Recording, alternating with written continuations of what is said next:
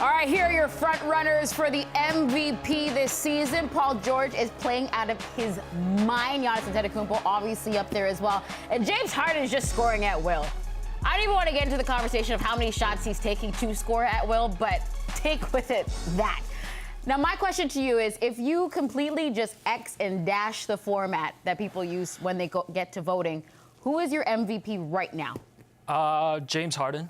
Just because I think, I always like to go by, if you think back on this season, in 5 years or 10 years, what are you going to remember? I think we're going to remember the scoring streak that Harden went on, the 30-point scoring streak, all the 50-point games that he puts up.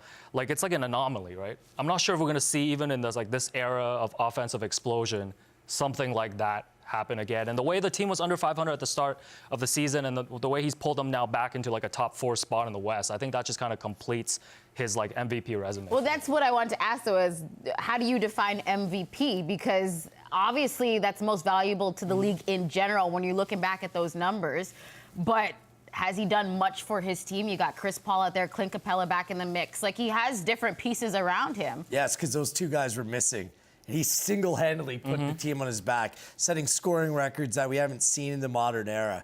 I think he's so good in so many different ways. And come playoff time, don't count out the Houston Rockets. This guy, the way that he uses his body to just even do simple things like get to the free throw line, he's at another level right now. Now, do I think he's the best player in the NBA? No, but he's having the best season because if you ask me, I'd rather have Giannis on my team because he can do things that So no one who's else most can. valuable to you? James Harden. Okay. James Harden is my MVP.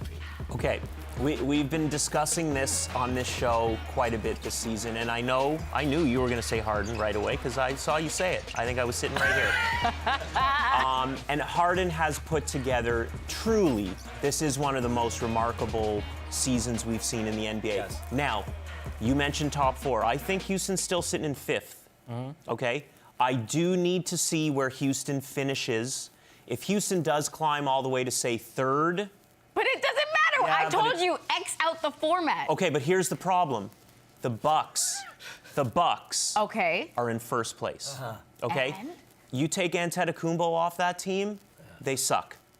Yeah. Same with Houston, but Milwaukee has used the Greek Freak to climb from 8th place last year, or 7th place, all the way to 1st, and a dominant 1st, and they look like the best team in the league. So Paul George is getting no love. Right. No love for no. Paul love. George is Paul George solid. had a great 3rd year. place.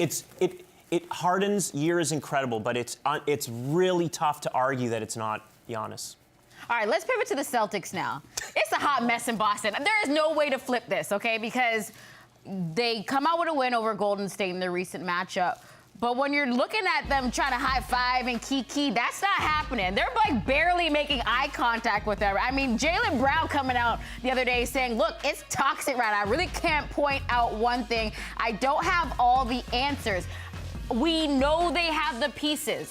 And everyone wants to tell me that they're going to be scary in the playoffs. My question to you is, are they that good to flip the switch come postseason? Are we sure they have all the pieces, though? They have, I would say they have too many stars on their team. Yeah, I mean, Kyrie's a good player. I mean, we haven't seen Jason Tatum or Jaylen Brown, take that next step like we thought they were going to.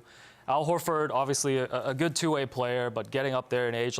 Gordon Hayward's been coming back from injury, had an incredible game last night against Golden Gordon State. don't know what the heck's going on. He's like, man, I don't know. But dude, I just don't think this Celtics team is as talented or, is going to be able to flip the switch like people say in the playoffs. I don't believe it. I disagree. I don't believe it. For me, they're we're in Toronto, we're in Canada. That's the one team for the Raptors you don't want to match up with because the ultimate X factor over the Bucks is the ultimate malcontent, and that's this man right here, Kyrie Irving.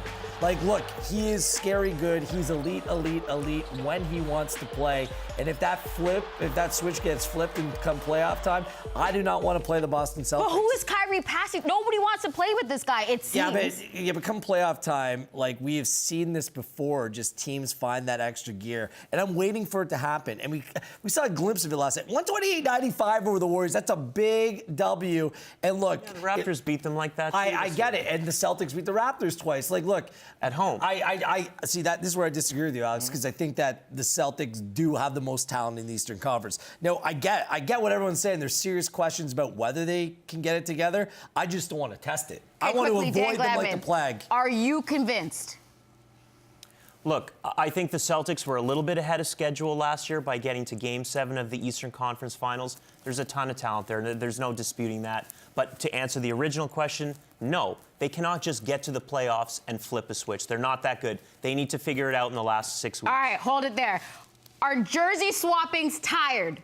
I think so. Dwayne Wade, I'm looking at you. We discuss that next.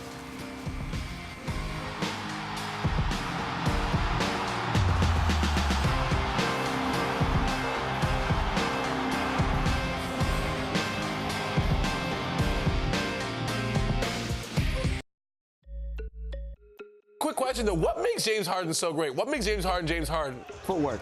Like, not even just his footwork. His ability to read the defense's footwork. Because he can get you off balance, he can get you with that pump fake, he can get you with a hezzy. Well, it's got to be the step back, though, right? Because the step back leads to guys crowding him, which leads to him getting to the line, getting people in his space. I think it just kind of goes back to what I was saying. His ability to score so efficiently on an insane volume and also create the like, if you're playing with James Harden, you're going to get a ton of open corner threes just because he creates those. Like, he sucks the D in, and he sucks the defense. Don't worry about it. This family show. It's not like it's live. Family It's show. not like it's live. Yeah. Not like it's live. Yeah.